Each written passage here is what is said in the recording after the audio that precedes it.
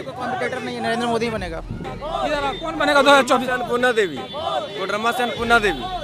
राहुल गांधी बनेगा प्रधानमंत्री और मोदी तरह अधिक काम करने वाला मिल जाए तो देश ही विकास हो जाएगा। मोदी से छोड़ा के कोई नहीं बनेगा। मोदी जी अपने सांसद प्रतिनिधि बनाए, लगभग 75% एक जाति से बनाए हैं। हेमंत सोरेन की सरकार है, वो बिल्कुल ही मतलब रोजगार के मुद्दे पर विफल है। आप लोग थोड़ा सा शांति बना के रखिए। आप लोग स्थिति गड़बड़ा गया है, इसी तरह व्यक्तिगत दुर्भावना से इस तरह का बोल कर रहे हैं। राम जी को भी प्रमाण पत्र देना पड़ रहा कि अयोध्या के रहने वाले थे। विधानसभा में सरफराज अहमद साहब बहुत विकास किए हैं। आपके बीच का जो है सो विधायक होना चाहिए। कितने लोग जो है सो, कैमरा घुमा, कितने लोग जो है सो इस बात में समर्थन, अपना हाथ उठा के बताइए कितने लोग इस बात को समर्थन करते हैं। और जहाँ थाना बिकेगा, जहाँ मुख्यमंत्री तक पैसा जाएगा, सिस्टम में करप्शन रहेगा। कह रहे थे कि चीनी से हमें परहेज है, लेकिन गुलगुला खाएंगे।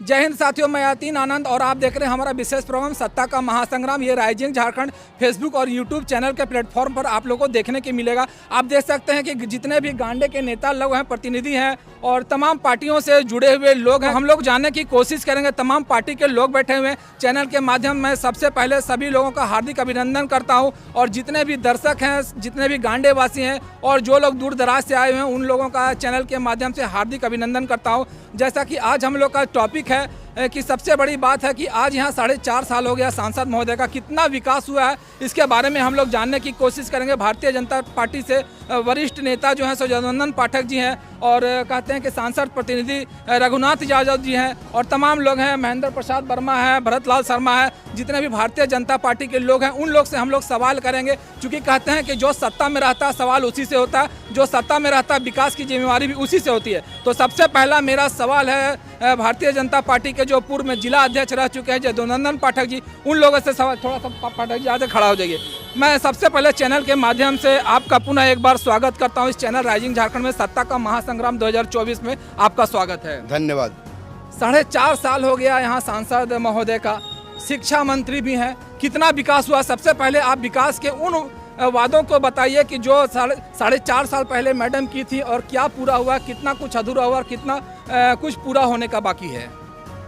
सर्वप्रथम सत्ता का महासंग्राम जो राइजिंग झारखंड की ओर से आयोजन किया गया है, मैं राइजिंग झारखंड के पूरे टीम को ढेर सारी शुभकामनाएं देते हुए कहना चाहता हूं कि हम सब जानते हैं 2019 में 17वीं लोकसभा का चुनाव संपन्न हुआ और 17वीं लोकसभा चुनाव में यहाँ से आदरणीय श्रीमती अन्नपूर्णा देवी जी यहाँ की जनता ने भारी बहुमतों से जिताया। और हम यह भी जानते हैं, जैसा आपने कहा, पूछा कि अपनी कितनी वादों को उन्होंने पूरा किया, तो भारत एक लोकतांत्रिक देश है जहाँ फेडरल सिस्टम कायम है, संघीय व्यवस्था है और संघीय व्यवस्था में बहुत सी चीज़ें राज्य सरकार के अधीन होती है, बहुत सी चीज़ें केंद्र सरकार के अधीन होती है। और जहाँ व्यक्तिगत रूप से भारतीय जनता पार्टी के जो प्रत्याशी होते हैं उनकी कोई घोषणा नहीं, भारतीय जनता पार्टी के केंद्रीय नेतृत्व ने अपितु जो घोषणा किया वो घोषणाओं में 100% काम करने का काम किया।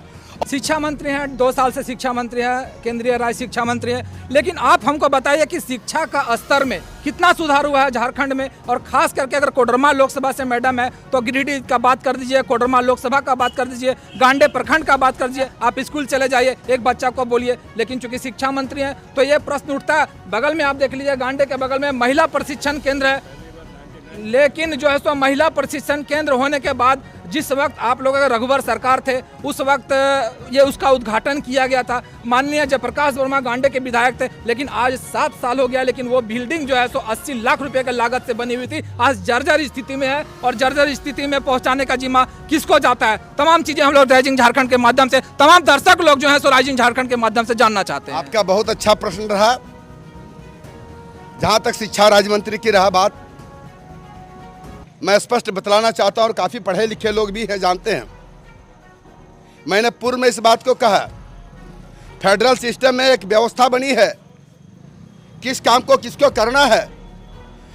ये शिक्षा का काम जो है केंद्र अपने स्तर से सिर्फ केंद्रीय विद्यालय और नवोदय को डायरेक्ट रूप से मॉनिटरिंग यूँ तो भारत सरकार के ऊपर सभी मॉनिटरिंग, लेकिन उसका क्रियान्वयन की पूरी जिम्मेवारी राज्य सरकार के ऊपर होती है।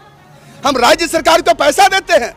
भारत सरकार राज्य सरकार को, सभी राज्य सरकारों को पैसा देती है, और यदि शिक्षा की व्यवस्था चौपट करने का काम किया है तो राज्य सरकार उसके लिए दोषी है, न कि केंद्र सरकार। क्योंकि यहाँ से जो रिक्वायरमेंट जाता है उस रिक्वायर के जो आवंटन की आवश्यकता होती है उस आवंटन को मैंने देने का काम करता हूँ। और शिक्षा फेडरल सूची में, संघीय व्यवस्था में राज्य सरकार के जिम्मे आता है, इसलिए राज्य सरकार को। अभी आप बोले कि थोड़ा सा रोकेंगे, अभी आप बोले कि नल जल योजना जो है सो केंद्र सरकार की देन है। अब फिर नल जल योजना की क्या स्थिति है, किसी से छुपा हुआ नहीं है? अगर नल जल के बारे में किसी को आपत्ति है तो चैनल के माध्यम से आइए और बताइए नल जल में क्या खामियां है, फिर आप बोलिए कि राज्य सरकार का ये देन है।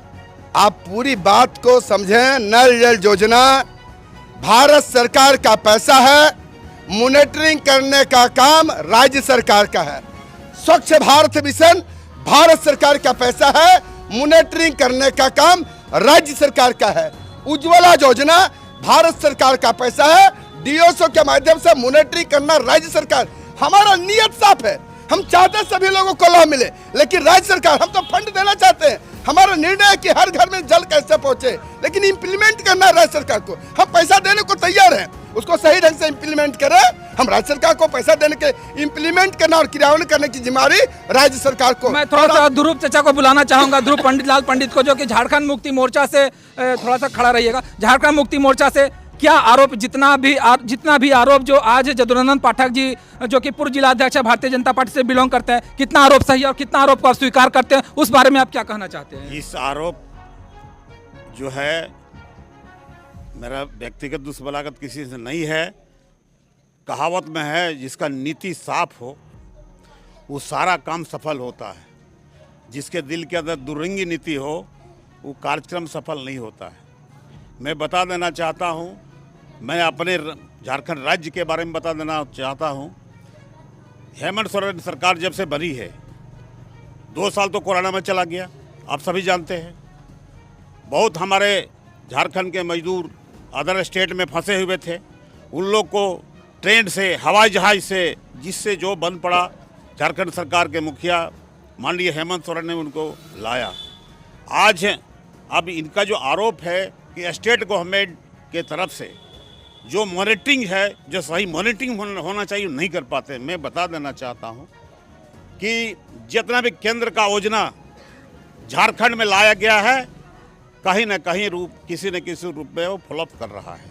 इसलिए मैं नल जल योजना को आप सक्सेसफुल मानते हैं कि नल जल योजना को आप फ्लॉप मानते हैं? ये फ्लॉप है, कहीं सक्सेस नहीं हो रहा है।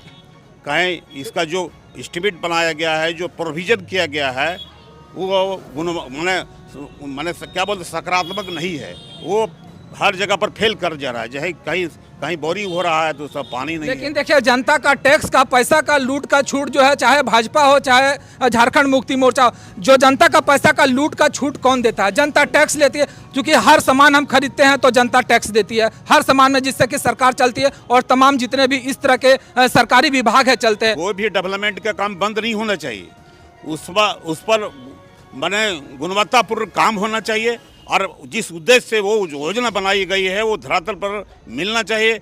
ग्रामीण जनता को, पब्लिक को लाभ मिलना चाहिए, उसका उद्देश्य उसका सफल होना चाहिए। और मैं बता देना चाहता हूँ कि झारखंड राज्य में जब से हेमंत सोरेन बने हैं, मुखिया मुख्यमंत्री बने हैं, तब से बच्चा जब गर्भ में रहता है तब से लेकर स्मशान घाट तक जो जरूरत पड़ता है, इस सारा चीज़ को उपलब्ध कराया जा रहा है। मैं बता देना तो उदाहरण स्वरूप कि यदि डिलीवरी में कोई रहता है, बात नहीं, उसका लाभ मिलता है। उसके बाद जब बच्चा उसका होता है उसका भी लाभ मिलता है। जब बच्चा पढ़ने लगता है तो उसका भी लाभ मिलता है। और उतना ही नहीं, झारखंड में जिसका उम्र 60 साल हो गया, चाहे औरत हो मर्द हो, चाहे जो भी है, उसको 60 साल उम्र होते ही उसको पेंशन दिया जाता है। ऐसा आकस्मिक कहीं घटना यदि घटती है और कोई यदि विधवा हो जाती है किसी भी उम्र में, तो उसको पेंशन दिया जाता है।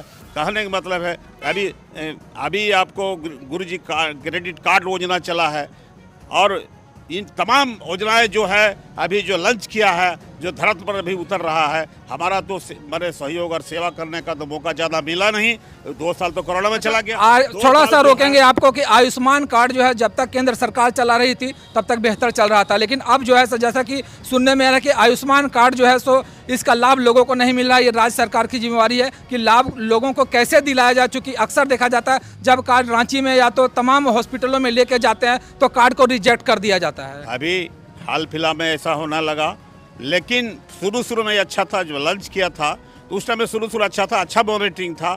अब उसका जो है न, अब उसका माने जो सफल संचालन होना चाहिए, सफल संचालन नहीं हो रहा है समय पर, उन लोगों को पैसा नहीं मिल रहा है, केंद्र सरकार उसको मुहैया नहीं कर रहा है, जिन कारणों से ये माने असफल के कगार पर चला गया। मैं सांसद प्रतिनिधि रघुराज यादव से रिक्वेस्ट करूंगा कि थोड़ा सा आप खड़ा होकर मंच पर आने की कोशिश कीजिए, क्योंकि आप सांसद प्रतिनिधि हैं और कहते हैं कि मैडम यहाँ पर मंत्री भी हैं, केंद्रीय शिक्षा राज्य मंत्री हैं, तो आप लोग जानने की कोशिश करेंगे, केंद्र की नीतियों के बारे में जानने की कोशिश करेंगे कि उज्ज्वला योजना आप लोगों का केंद्र का चल रहा है। उज्ज्वला योजना दे करके हर घर में गैस पहुँचा दिया और फिर गैस को महंगा कर दिया। अब सारा गैस जो है सो हाथी के दांत बांधकर लोगों के घर में पड़े हुए हैं। फिर जब चुनाव आने लगता है तो गैस के फिर कुछ सब्सिडी दिया जाता।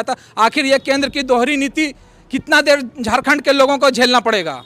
आपने देख लिया है उज्ज्वला योजना जो भी हमारे भारत के प्रधानमंत्री नरेंद्र मोदी ने हर घर पहुंचाया है, सभी घर में गैस चूल्हा जल रहा है। और जो अभी आप देखिए 9 साल के पहले का जो गैस का दाम था और अभी क्या दाम है, उस अनुसार से अनुपात लगाइए कि क्या दाम गैस में बढ़ा है। जिस तरह से महंगाई बढ़ी है उस तरह से कुछ दर बढ़ा है, लेकिन फिर भी इस बीच में माननीय प्रधानमंत्री जी ने उज्ज्वला योजना गैस का दाम कम किया गया है। और सारी योजनाओं को कल के मंत्रिमंडल में प्रधानमंत्री गरीब योजना का फिर से 5 साल के लिए 1 जनवरी से लागू किया कि 5 साल तक फिर गरीबों को 81 करोड़ गरीबों को मिलेगा। और उज्ज्वला योजना में भी इस तरह का फिर प्रावधान केंद्रीय मंत्रिमंडल में लिया जा रहा है, जो लोगों को और सुविधा दिया जाएगा। हमारे जब से नरेंद्र मोदी प्रधानमंत्री बने, आदरणीय प्रधानमंत्री बने हैं, तब से गरीबों के बारे में हमेशा सोचते हैं और गरीबों के लिए ही काम करते हैं। मैं दर्शकों लोग से चाहूँगा कि किसी का सवाल है तमाम नेताओं से तो आप लोग मंच पर आइए, आप लोगों का स्वागत है। जितने भी लोग हैं बैठिए।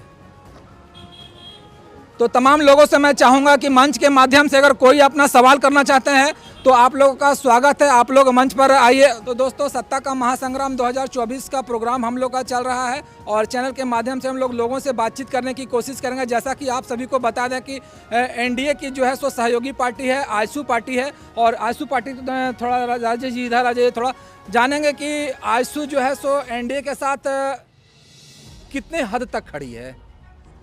पूरा आजसू एनडीए के साथ है। आज हम लोग भारतीय जनता पार्टी के साथ हैं और हमारे यहाँ आप जिस प्रकार के रखे हैं प्रोग्राम, ये बहुत अच्छा है। ये भारतीय जनता पार्टी का सरकार बनेगी और मैं मोदी जी का बहुत सराहना करता हूँ। रघुवर दास के पीरियड में जो विकास हुआ वो विकास सराहनीय है। जेबी केसेस के सरफुद्दीन जी से हम सीधे जुड़ रहे हैं, जो कि कहते हैं कि झारखंड में जो है सो विकास के मुद्दों पर बात करती आई है। 1932 को लेकर भाषा संघर्ष समिति बना और संघर्ष समिति का आज जो है सो परचम इतना लहरा रहा है कि एक अपनी पहचान जो है सो बना लिया। क्या लगता है कि जेबी केसेस जो है सो कितने सीटों में लोकसभा में चुनाव लड़ेंगे? जेबी केसेस का क्या मोटो है, क्या लक्ष्य है? पहले तो मेरा परिचय, मेरा नाम शरफुद्दीन अंसारी उर्फ सैफ आलम है। मैं जेबी केएसएस का सक्रिय सदस्य हूँ और पहले इस मेगा इवेंट के लिए आपको और आपकी पूरी टीम को तहे दिल से शुक्रिया अदा करते हैं कि आप इस तरह के ऑर्गेनाइज इस छोटे से हम लोग शहर कस्बे में ऑर्गेनाइज किए। चूँकि आप बड़ा इवेंट मेगा शहरों में होता था, आज इस तरह के इवेंट यहाँ हो रहे हैं तो आप बधाई के महापात्र हैं। अब रही बात लोकसभा चुनाव की, तो चूँकि आपने सुना हमारे सहयोगी से, कह रहे थे कि चीनी से हमें परहेज है लेकिन गुलगुला खाएंगे। भाई आप कैसी गठबंधन की बात कर रहे हैं? आप ही का तो सांसद है।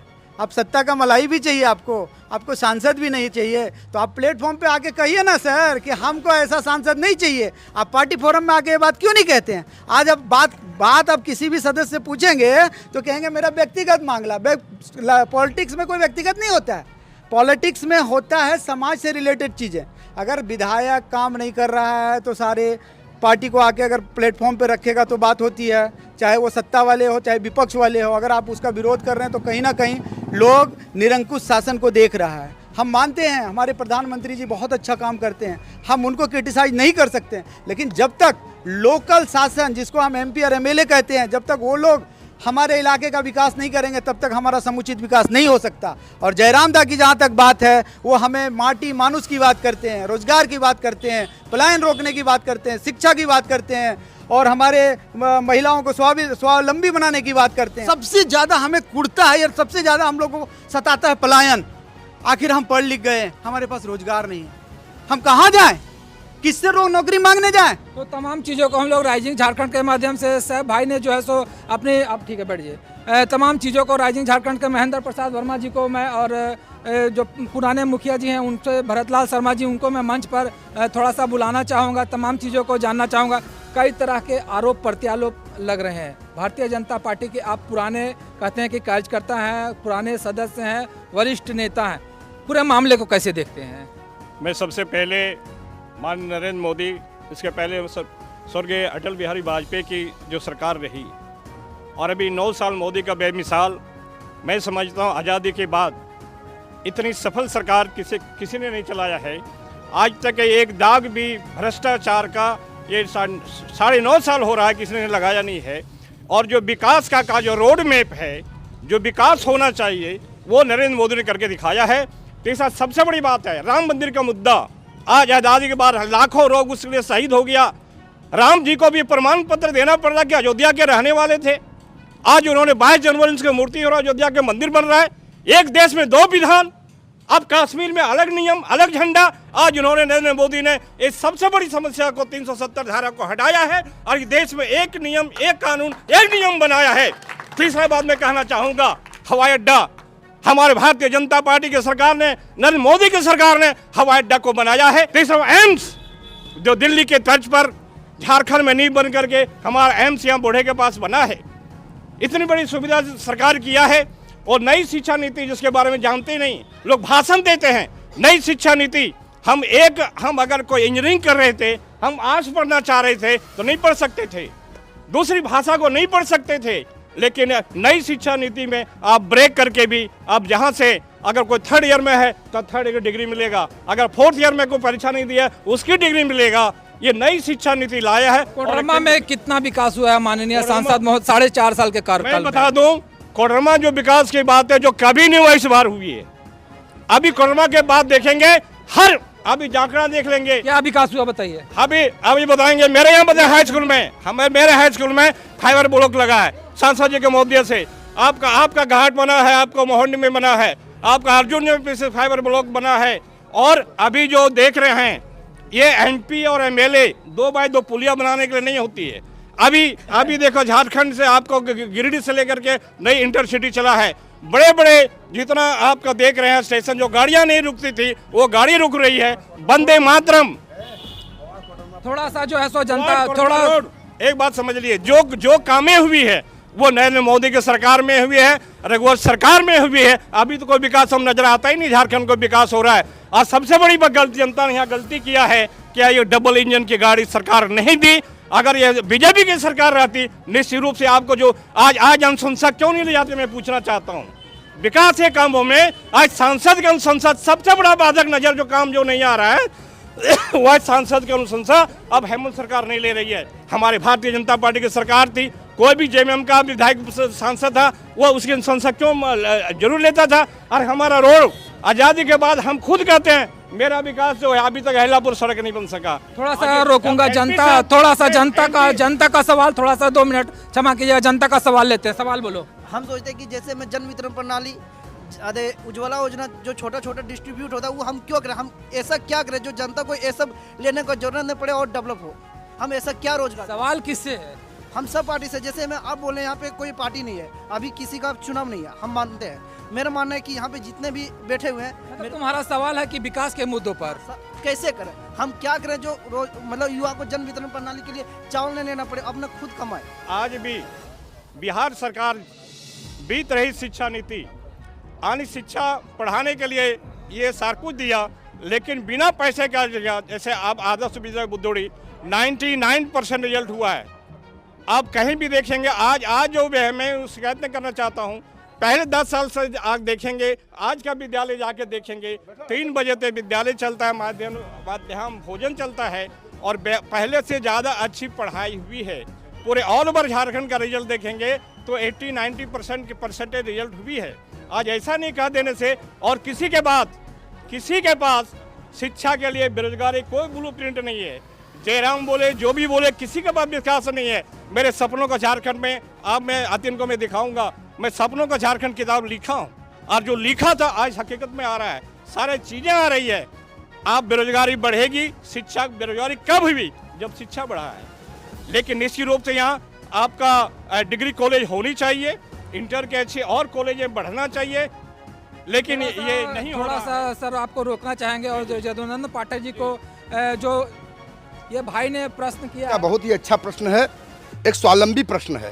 स्वावलंबी प्रश्न है कि हमें ऐसा कौन सा काम करना चाहिए ताकि मुझे पीडीएस पर निर्भर ना हो। शायद यही प्रश्न है कि पीडीएस पर नहीं निर्भर न और सरकार पर हमको बेनिफिट से निर्भर न। तो भारत सरकार ने एक बहुत ही अच्छी योजना लाई है, कौशल विकास योजना।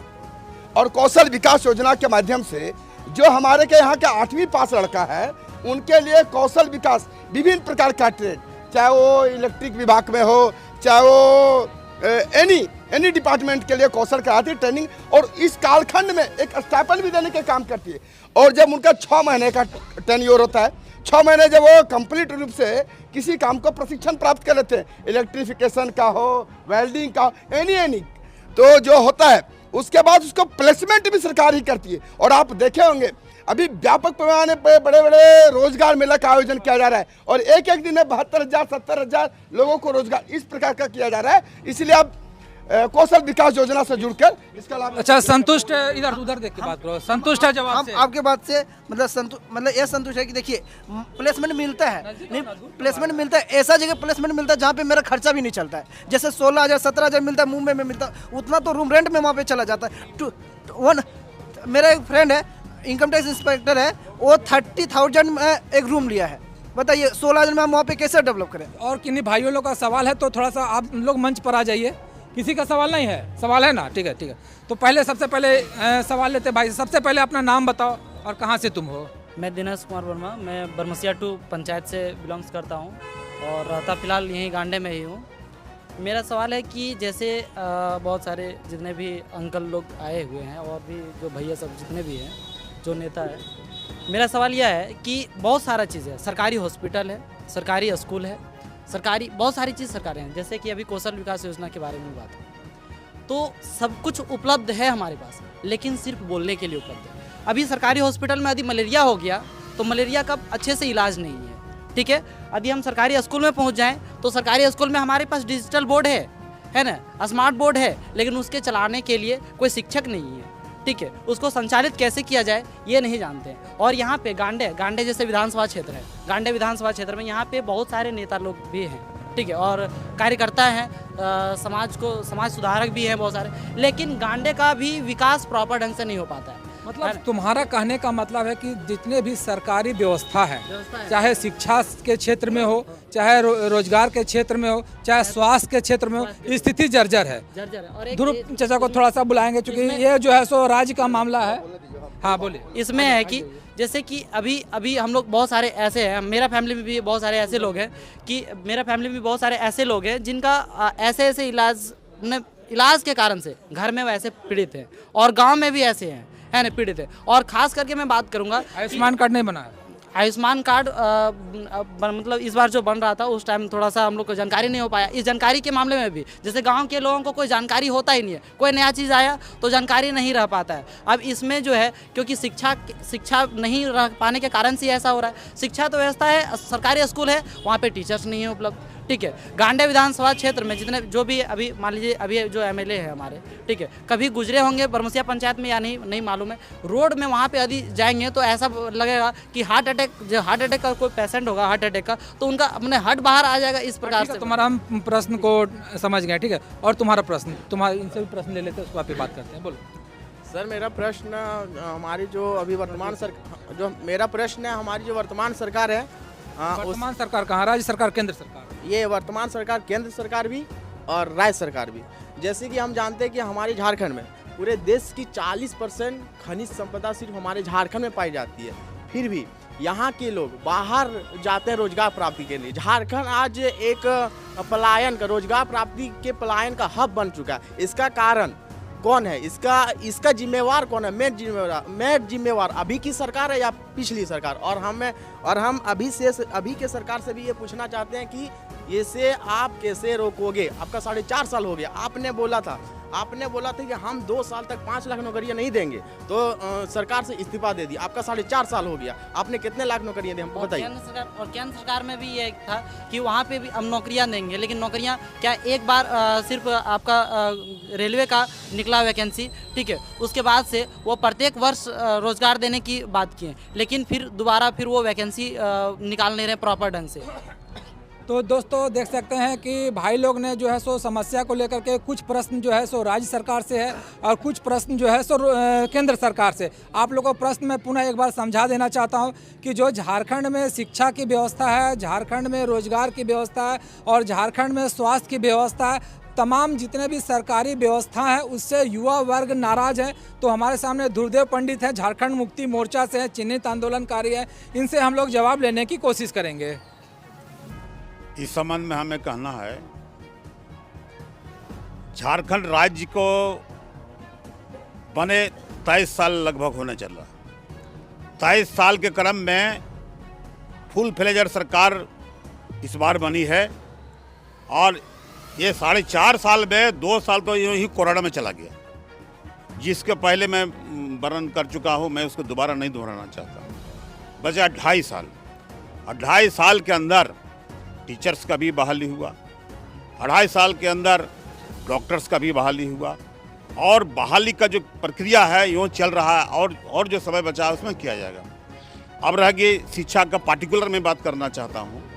शिक्षा से संबंधित गुरुजी क्रेडिट कार्ड योजना, किशोरी समृद्धि योजना, ये माने जो अच्छे हमारे राज्य के अंदर जो शिक्षा प्रणाली सुदृढ़ और मजबूत हुआ है, पढ़ रहा है, जो पढ़ने वाले बच्चा वो पढ़ रहा है और जो मेरिट जिन बच्चों के अंदर मेरिट है उसको लोन दिया जा रहा है ये सरकारी योजना के तहत। वो विदेशों में जाके या दूसरे स्टेट में जा करके वो पढ़ सके, उसका पूरा खर्च स्टेट गवर्नमेंट उठा रही है। ये आप लोग न्यूज़ के माध्यम से, चैनल के माध्यम से आप लोग देख रहे हैं। रह गया, इनके ने पार्टिकुलर बात किया कि गांडे विधानसभा क्षेत्र में बरमसिया 2 मैं बता देना चाहता हूँ, डहुआटाड़ मोड़ से बरमसिया होते हुए और ताराटाड़ थाना तक, ये ऑलरेडी पहले भी हम लोग के संज्ञान में आ चुका। मैं भी उस रोड से कई बार गुजरा हूँ, हमने देखा और उसको हमने प्रस्ताव भेजा और प्रस्ताव स्वीकृत हो गया और वो टेंडर भी हो गया है और बहुत जल्द वो 6 किलोमीटर का रोड है और 6 किलोमीटर रोड वो बढ़िया गुणवत्तापूर्ण बनेगा। उसका DPRO उसका बन उन करके सब तैयार हो गया है, सारा चीज़ बनेगा वो। और मैं बता दूँ डेवलपमेंट के बारे में, लोग बोलता है गांडे विधानसभा क्षेत्र में डेवलपमेंट नहीं हुआ है। मैं बता देना चाहता हूँ, ऐसे गांवों में रोड बना है, ऐसे गांवों में पुलिया बना है जहां लोगों को काफ़ी चलने आने जाने में कठिनाइयां होती थी।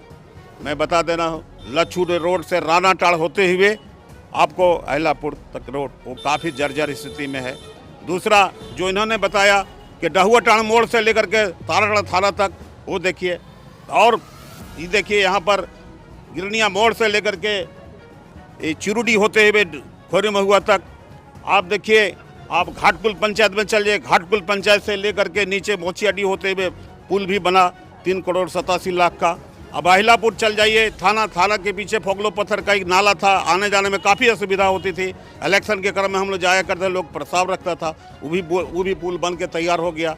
आप देखिए यहाँ पर जो दुखिया महादेव से लेकर के आदिम जाति सेवा मंडल तक रोड बनना था, इसका भी निर्माण का कार्य बहुत तेज गति से चल रहा है। कहने का मतलब डेवलपमेंट सरकार के पास जैसे जैसे व्यवस्था कायम हो रहा है, जैसे जैसे पैसा उपलब्ध किया जा रहा है, तमाम बिंदुओं को देख करके और विकास कराया जा रहा है। और आने वाला दिन जो बचा है समय, वो पूरा जोर शोर से लगा है। और झारखंड का ये गांडे विधानसभा क्षेत्र है, हमें नहीं लगता है कि कहीं कुछ रोड और पुलिया बचेगा, उन्हें पूर्ण आच्छादित होगा। दोस्तों, भरत लाल शर्मा है, पूर्व मुखिया है और कहते हैं कि भाजपा के काफ़ी पुराने नेता हैं, वरिष्ठ नेता हैं और क्षेत्र में जो है सो इनकी उपस्थिति हमेशा देखी जाती है। सबसे पहले मैं कहना चाहूँगा कि झारखंड की आंदोलन आज से नहीं, कई वर्षों से चला आ रहा था। लेकिन भारतीय जनता पार्टी के अटल बिहारी वाजपेयी के प्रधानमंत्री कार्यकाल में ही झारखंड को अलग किए। सबसे बड़ी यहाँ की जनता को सम्मान उन्होंने भारतीय जनता पार्टी ने पूरे झारखंड वासियों को दिया है। कहने का मकसद है कि मैंने आपको गाड़ी दे दिया जिसकी मांग था, चलाने की काम आपकी है, चलाने की काम आप है, लेकिन ड्राइवर बार बार बदला जा रहा है और ड्राइवर बदलने के कारण भारतीय जनता पार्टी तो सही चलाती, कभी कभी दूसरा एक्सीडेंट भी कर रहा है। देखिए ये जनता का मतदान होता है, क्योंकि मतदान के हम लोग का जो मतदान के माध्यम से कोई जीतता है कोई हारता है। जिसके कामों से जब जनता असंतुष्ट रहती है तो उसको विपक्ष में बैठा दिया जाता है, और जब लगता है कि विकास करेगी दूसरे सरकार को तो वो फिर सत्ता पक्ष में आती है। अगर वो सरकार विकास नहीं करेगी तो फिर वो विपक्ष में बैठेगी और आप लोगों को या तो किसी अलग दल को फिर मौका दिया जाए। अभी तमाम लोग जानते हैं कि जिस समय भारतीय जनता पार्टी के रघुवर सरकार मुख्यमंत्री बने, लोग काफ़ी तबाह थे कि पूरे क्षेत्र इलाका में रात को कहीं घूम नहीं पाते थे कि मैंने एमसीसी मार देगा। लेकिन क्या उन्होंने किया? जिस काम के लिए उन लोगों को रोजगार चाहिए था उन्होंने दिया। आज देखिए कहीं एमसीसी दिखाई नहीं पड़ता, वो रघुवर सरकार की देन है। इस पर आम जनता की खुशी होना चाहिए कि किसी न किसी माध्यम से उन्होंने रोजगार दिया। तो दोस्तों, जैसा कि आप सभी को बता दें, पुनः एक बार बता देना चाहेंगे कि सत्ता का महासंग्राम चल रहा है और हम लोग का विषय जो है कौन बनेगा कोडरमा का सांसद, कौन बनेगा प्रधानमंत्री, इन मुद्दों पर जो है सो हम लोग खास करके फोकस किए हैं और इन्हीं मुद्दों को लेकर के हम लोग आगे बढ़ रहे हैं। और देख सकते हैं कि तमाम जितने भी जनता है, जनता से हम लोग जानने की कोशिश करेंगे कि कौन बनेगा 2024 में सांसद, कोडरमा लोकसभा का कौन बनेगा देश का यशस्वी प्रधानमंत्री, तमाम चीज़ों को समझने का प्रयास करेंगे। कौन बनेगा कोडरमा का 2024 का सांसद? देखिए अभी तो समय है। कौन बनेगा 2024 में प्रधानमंत्री, कौन बनेगा 2024 में कोडरमा का सांसद? सर वो तो पब्लिक तय करेगी ना। पब्लिक तय करेगी। और लोगों से हम लोग जानने की कोशिश करेंगे कि कौन बनेगा 2024 में कोडरमा लोकसभा का सांसद, कौन बनेगा देश का प्रधानमंत्री? जो आला कमान जो कैंडिडेट तय करेगा, अभी तो कोई नहीं। और लोगों से हम लोग जानने की कोशिश करें, तमाम लोगों से हम लोग बातचीत करने की कोशिश करेंगे। कौन बनेगा 2024 में कोडरमा का सांसद, कौन बनेगा 2024 में देश का प्रधानमंत्री? सर कोडरमा का सांसद का बात तो अलग है, उसके बारे में पता नहीं, लेकिन प्रधानमंत्री मोदी जी बनेंगे। मोदी जी बनेंगे। और लोगों से हम लोग बातचीत करने की कोशिश करेंगे, अंदर में घुस के हम लोग बातचीत करने की कोशिश करेंगे कि कौन बनेगा 2024 में प्रधानमंत्री? जेबी केसेस का प्रधानमंत्री बनेगा। प्रधानमंत्री नहीं, हाँ, ये कोडरमा लोकसभा से। और लोगों से हम लोग जानने की कोशिश करेंगे। इधर आ जाओ, कौन बनेगा 2024 में प्रधानमंत्री? वो तो राहुल गांधी बनेंगे, सब जान राहुल गांधी बनेंगे। अभी जिस तरह दौरे कर रहे हैं वो है ना, पूरा राजस्थान हो गया, मैंने भारत जोड़ो आंदोलन की हाँ, बात कर रहे हैं आप। ठीक बिल्कुल। और लोगों से हम लोग बातचीत करेंगे। इधर बोल, इधर सब कौन बनेगा 2024 में? नरेंद्र मोदी को कॉम्पिटिटर नहीं है, नरेंद्र मोदी बनेगा। इधर कौन बनेगा 2024? अन्नपूर्णा देवी, कोडरमा से अन्नपूर्णा देवी। नरेंद्र मोदी। 2024 में कौन बनेगा प्रधानमंत्री? राहुल गांधी बनेगा प्रधानमंत्री। और मोदी तरह अधिक काम करने वाला मिल जाए तो देश ही विकास हो जाएगा। मोदी से छोड़ा के कोई नहीं बनेगा। मोदी जी बनेंगे। 24 में कौन बनेगा कोडरमा लोकसभा का सांसद, कौन बनेगा प्रधानमंत्री देश का? मोदी तो प्रधानमंत्री उसको को हटा नहीं सकते हैं, फाइनल है उनका, मोदी बनेंगे ही बनेंगे। जब तक मोदी जी नहीं आएंगे लोकसभा में तब तक विकास होगा भी नहीं, है कि नहीं? वर्तमान जो यहाँ के सांसद महोदय हैं उनके काम से कितने संतुष्ट हैं आप? वर्तमान सांसद तो हैं, लेकिन अभी तक सभी लोग उनको पहचान नहीं पाते हैं, कौन अन्नपूर्णा देवी हैं, क्या है, नहीं है। बीच बीच में उनको तो आना चाहिए ना कि हम सांसद हैं, है कि नहीं? और लोगों से जो हम लोग अन्नपूर्णा देवी को देखा भी नहीं अच्छा तरह से, कोई कौन अन्नपूर्णा देवी है पहचान भी नहीं पाता है। जब लास्ट जब चुनाव रहा 1 मंथ 2 मंथ बाकी, तब वो गांव में जाए किसी का पैर पकड़ेगा, किसी का हाथ पकड़ेगा। और लोगों से जो दोस्तों हम लोग बातचीत करने की कोशिश करेंगे, अपनी बातों को प्रमुखता से रखते हैं। सांसद कैसा होना चाहिए कोडरमा लोकसभा का 2024 में, और प्रधानमंत्री देश का कौन होना चाहिए? भाजपा का सांसद होना चाहिए और देश में प्रधानमंत्री नरेंद्र मोदी ही बनेंगे। और मैं एक बात और बताना चाहता हूं, जैसे झारखंड में जो हेमंत सोरेन की सरकार है वो बिल्कुल ही मतलब रोजगार के मुद्दे पर विफल है। अभी हम लोग झारखंड में अभी तक जितने भी वैकेंसी भरे हैं, आज तक एक भी एग्ज़ाम नहीं दे पाए हैं। एक एग्ज़ाम हुआ भी है, उसका पेपर भी लीक हो गया म्यूनसिपल का। उसके पहले अगर इसमें जेपीएससी का एग्जाम हुआ था, उसे एक ही सेंटर से 100 विद्यार्थी पास किए जाते हैं। ये कहाँ तक ही धांधली सही है। उसके बाद हेमंत सोरेन बोले थे कि 5 लाख रोजगार देंगे और हर युवा को बेरोजगारी भत्ता देंगे, वो भी अभी तक मतलब उसका कहीं लेना देना नहीं है। मतलब युवाओं को केवल बरगलाने का काम किया जा रहा है। अन्नपूर्णा देवी जी बनेंगे और मोदी जी। तो दोस्तों देख सकते हैं हम लोग तमाम जनता की लोगों का राय लेने की हम लोग कोशिश कर रहे हैं। इनको जलन हो रहा है और ये उनका माने इनका मानसिक स्थिति गड़बड़ा गया है, इसी तरह व्यक्तिगत दुर्भावना से इस तरह का बोल कर रहे हैं। और विकास पाठक तमाम जो है सो आप लोग थोड़ा सा शांति बना के रखिए। आप लोग शांति बना के रखिए, शांति बना के रखिए। बहुत ज्यादा शांति आप लोग जो है सो शांति बना के रखिए। विवाद हो जाएगा, छोड़ दीजिए, विवाद हो जाएगा। नहीं देख रहे आपस में लड़ने लगे तो डिबेट की बात है तो आपस में लड़ाई करने लगे। ये कोई डिबेट की बात नहीं। मन का यहाँ के बोलिए, यहाँ के बोलिए। नहीं निकालेगा तब निकालेगा और डिबेट में आपस में लड़ जाइएगा। जो भी भाजपा से इस मंच को प्रतिनिधित्व कर रहे हैं, हम उनसे सवाल जानना चाहते हैं कि भाजपा सबका साथ सबका विकास बोल करके सत्ता में आती है और हमारी सांसद महोदया जितने भी मतलब अपने सांसद प्रतिनिधि बनाए लगभग 75% एक जाति से बनाए हैं। ये कैसी सबका साथ सबका विकास है? उनके प्रतिनिधित्व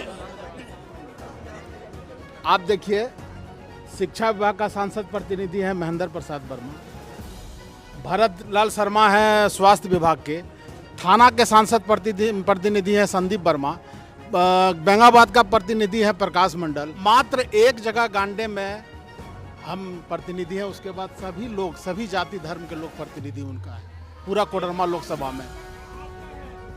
हर जगह आपका है, आप ये भी आपका दो कैंडिडेट सामने आ रहे हैं, एक जेपी वर्मा और एक अन्नपूर्णा देवी। अगर ये दोनों में अगर कॉन्टेस्ट होता है तो जेपी वर्मा भारी मतों से जीत के आएंगे। आपको यह चीज भी पता नहीं है कि आपके सांसद महोदया कितने वोट से जीते हैं और आप सांसद प्रतिनिधि हैं। और लोगों से हम लोग जाति विकास पाठक हैं, तमाम मुद्दों पर क्या सोचते हैं वो भी आपको जैसे कि सांसद प्रतिनिधि। सबसे पहले बताइए कि कोडरमा का सांसद कैसा होना चाहिए 2024 में? 2024 में महागठबंधन की एमपी होंगे, जो भी चुन के आएंगे महागठबंधन से वही एमपी बनेंगे, क्योंकि माननीय अन्नपूर्णा देवी की कार्यकाल 4.5 साल बीतने वाली है और जो कि पूर्व में हम लोग भी भाजपा का ही थे। 1 साल पहले हम लोग झारखंड जेएमएम में ज्वाइन किए हैं। उससे पहले अगर हम लोग का फोन जाता था तो पीए साहब बोलते थे अभी मैडम बिजी हैं, कभी तरजीह नहीं दिया जाता था हम लोगों को। और लोगों से हम लोग आजा और मानिए यही बगल के निशिकांत दुबे जी हैं, उनका कार्यकाल देखिए, उनके योजनाओं की नदियां बहा दी है, विकास की नदियां बहा दी है। मैं वैसे संसद महोदय को सलाम करता हूं। का जो एक स्पष्ट तौर पर कहना है कि आपके बीच का जो है सो विधायक होना चाहिए। कितने लोग जो है सो, कैमरा घुमा, कितने लोग जो है सो इस बात में समर्थन, अपना हाथ उठा के बताइए कितने लोग इस बात को समर्थन करते हैं? छेदी साहू जी को मंच पर बुलाना चाहूंगा और कहते हैं कि भारतीय जनता पार्टी और आजसू, बड़ा भाई और छोटा भाई, कहते हैं कि राम और लक्ष्मण की जोड़ी है। नरेंद्र मोदी राम है और सुदेश महतो लक्ष्मण है, कई तरह के निकल के आए। कैसे देखते हैं इस रिश्ते को आप? यह रिश्ता बहुत ही अच्छा ढंग से देखा जा रहा है और यह बहुत ही विश्वसनीय ढंग से यह रिश्ता निभाने की आशा है, क्योंकि आज के देश में एनडीए की सरकार है, केंद्र की सरकार एनडीए की है, जिसमें हमारे आजसू पार्टी बड़े भाई भाजपा है, छोटा भाई आजसू पार्टी है, जिनका नेतृत्व पार्टी के सुप्रीमो श्रीमान सुदेश कुमार महतो जी कर रहे हैं और जो लगातार केंद्र के निर्देशानुसार ये अपना राजनीतिक करियर को आगे बढ़ाने का काम कर रहे हैं और उन्हीं के दिशा के निर्देश के अनुसार ये काम कर रहे हैं और लोगों से बातचीत करने की कोशिश कर रहे हैं और समस्याओं को लेकर चैनल के माध्यम से हम लोग प्रमुखता से जो है सो दिखाने की कोशिश करते हैं कि वर्तमान समस्या क्या है और इसका समाधान क्या होना चाहिए। और चैनल के माध्यम से आज जो है सो सत्ता का महासंग्राम 2024 चल रहा है और तमाम नेता लोग बैठे हुए हैं सवाल का जवाब देने के लिए और जनता को जो समस्या है जनता मंच पर आके अपनी समस्याओं को रखती नजर आ रही। क्या नाम हुआ तुम्हारा? मेरा नाम जहीर अंसारी है। गांडा विधानसभा में सरफराज अहमद साहब बहुत विकास किए हैं, उनसे ज़्यादा आज तक ऐसा हमको लगता है विधायक नहीं आया है जो उतना विकास कर पाया है। जो पंडरिया से लछोटी जो बहुत जर्जर रोड खराब था, जो जाने का लायक नहीं था, वो सरफराज साहब का देन है जो रोड बनवाया। और इस गांव से उस गांव तक जो पुल नहीं जा सकते थे उसका भी वो पुल का शिलान्यास भी किया और अभी हर जगह काम चल रहा है। तो सरफराज अहमद साहब बहुत अच्छा काम कर रहे हैं और 2024 में फिर वही विधायक बनेगा। और लोगों से राजा आकाश, क्या सवाल है? मेरा सवाल है कि राज्य सरकार से कि यहाँ के किसानों जो भी किसान लोग हैं इतना मेहनत करके भी आलू रोप रहे हैं, लगा रहे हैं, आज जब बेचने का टाइम आता है तो उसका डर नहीं मिलता है। तो हमारा इधर तो लोकल में हमको लगता है 4-5 डिस्ट्रिक्ट में एक भी कोल्ड स्टोर नहीं है। हम लोग डिपेंड बिहार पर करते हैं, बंगाल पर करते हैं। ये राज्य सरकार से होनी चाहिए कि यहाँ पर कोल्ड स्टोर होनी चाहिए। सरकार के 2 ही मुद्दा दिखते हैं, एक गांडे का पॉलिटेक्निक, एक पारा टीचर। पॉलिटेक्निक कॉलेज यहाँ पर शायद 2007 या 2008 में बना, अभी तक वो चालू नहीं हुआ है। उस पर सरकार को जोर देना चाहिए कि चालू होनी चाहिए हो।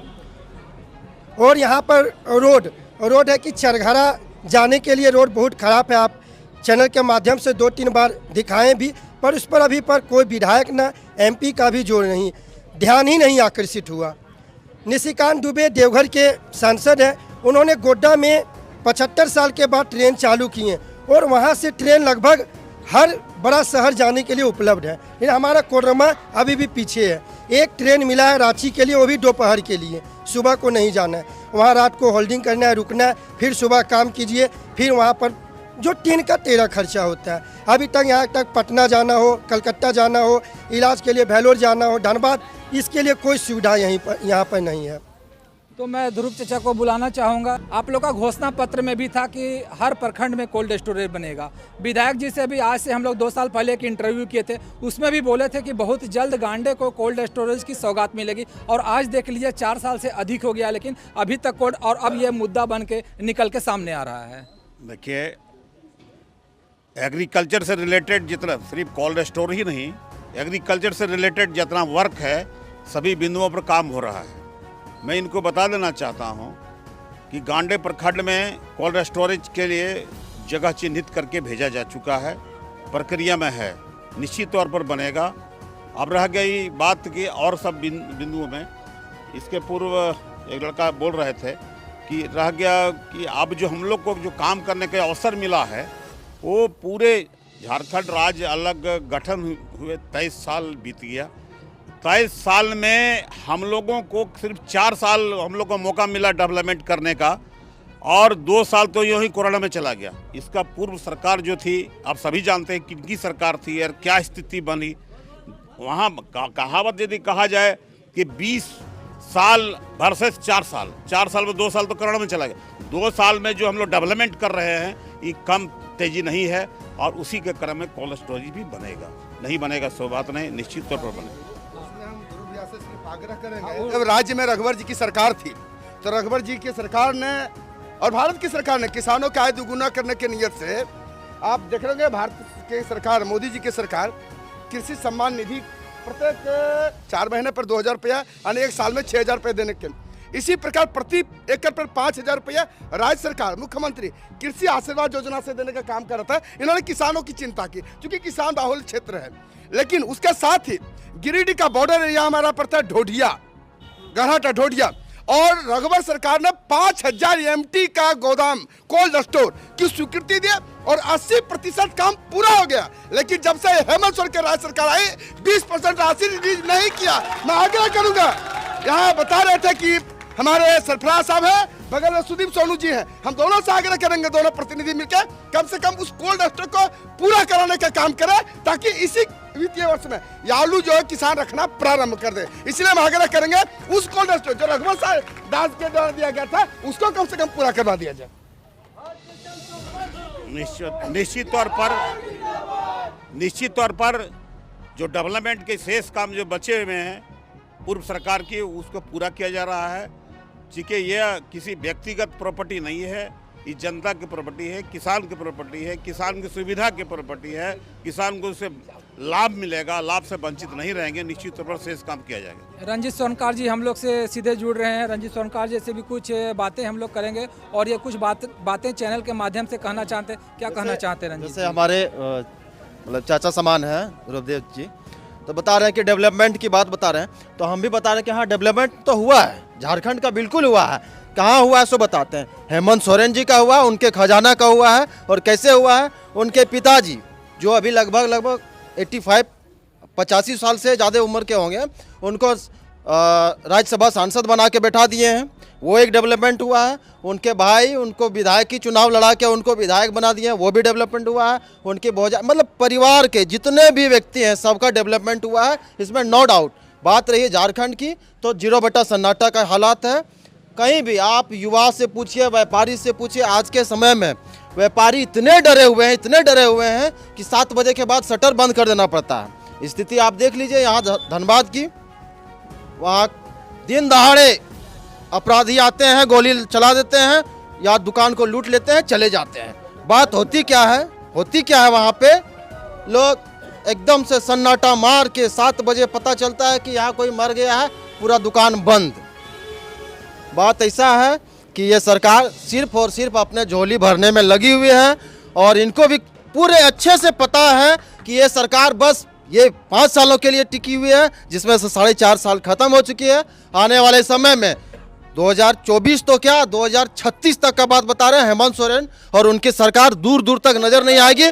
झारखंड के युवाओं ने और झारखंड के व्यापारियों ने, झारखंड के सभी किसानों ने ये ठान लिया है कि आज के बाद ये 2019 की जो गलती हुई है उसको नहीं दोहराना है। हेमंत सोरेन जी को इत्मीनान से आराम करने के लिए उनके घर में बैठा देना है, ये फाइनल है, इसमें कहीं से कोई दो राय नहीं है।